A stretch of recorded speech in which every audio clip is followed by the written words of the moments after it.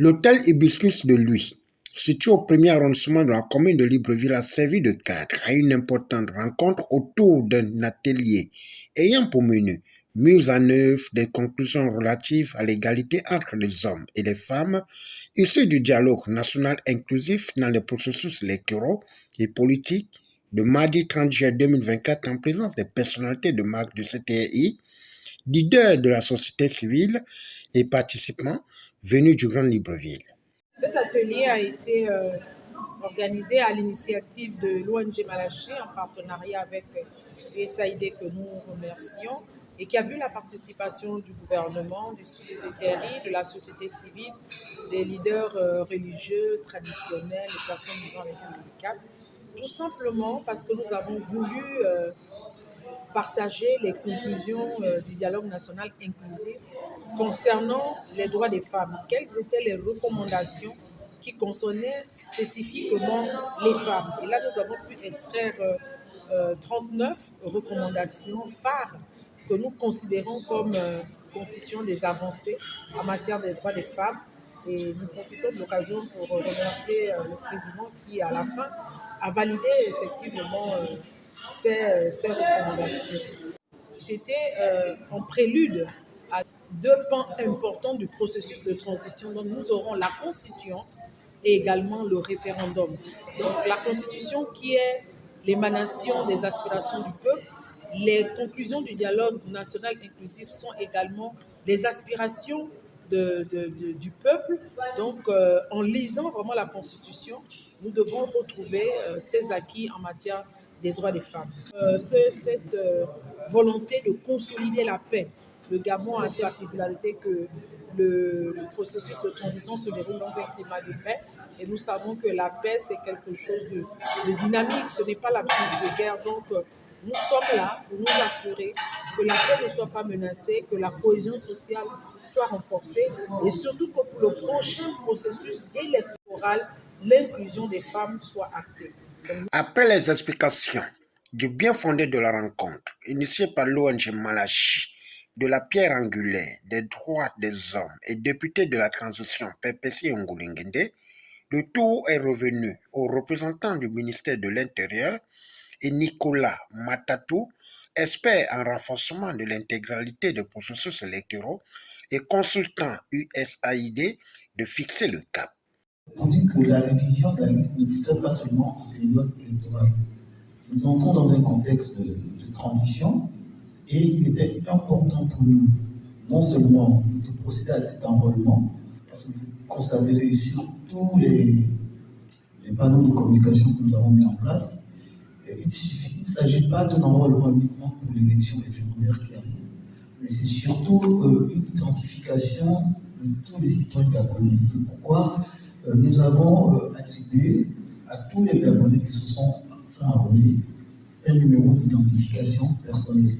Et c'est l'ANI dont on parle, et ce numéro d'identification personnelle permettra, si vous voulez, de fournir à l'État gabonais par le selon le ministère de l'Intérieur et à chaque Gabonais un numéro d'identification sur une base de données unique. J'ai aussi constaté et je partage la nécessité des actions de formation et de sensibilisation autour de cette question sensible au genre. Un tout petit dernier mot, c'est juste pour dire, nous sommes, comme l'a si bien dit monsieur le conseiller du ministère de l'Intérieur, dans une période transitoire. Normalement, dans un temps normal, avec une élection à venir dans un an, on serait déjà à l'étape préparatif pour une élection l'année prochaine. Or, cette fois-ci, nous avons un calendrier très compressé avec le référendum, encore la Constitution, le référendum, et puis aussi la loi sur les partis politiques, code électoral, etc., etc. Il y a beaucoup de défis, que ce soit logistique, technique. Et en plus de cela, il y a des défis qui ont une dimension politique ou sécuritaire. Face aux enjeux de l'ère de la transition, où la femme mérite une place honorifique, Emina Akazon, épouse Sabikanda, juriste, actrice de la société civile, et Linda Esther Nguema Ilan, magistrat et leader politique féminin, n'ont pas hésité à donner leur avis au sortir de cet atelier inédit. Le plaidoyer a été présenté aussi comme un outil, n'est-ce pas, qui est utilisé à l'endroit des décideurs justement pour défendre une cause, pour avoir des changements souhaités. Et aujourd'hui, cet atelier a porté sur la mise en œuvre des recommandations sur l'égalité homme-femme qui est issu du dialogue national inclusif, et il était essentiellement question de voir avec les participants comment nous pouvions justement arriver à mettre en œuvre toutes ces recommandations.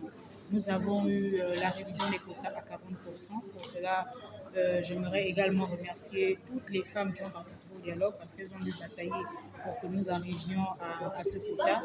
Et donc, nous avons ensemble réfléchi sur un plan d'action qui aboutira justement à la mise en œuvre de toutes ces recommandations. Aujourd'hui, maîtriser le processus électoral est indispensable pour les populations parce que nous sommes à la veille des échéances électorales et il faudrait que chaque citoyen gabonais se retrouve dans le processus électoral en fonction des textes qui vont être adoptés prochainement.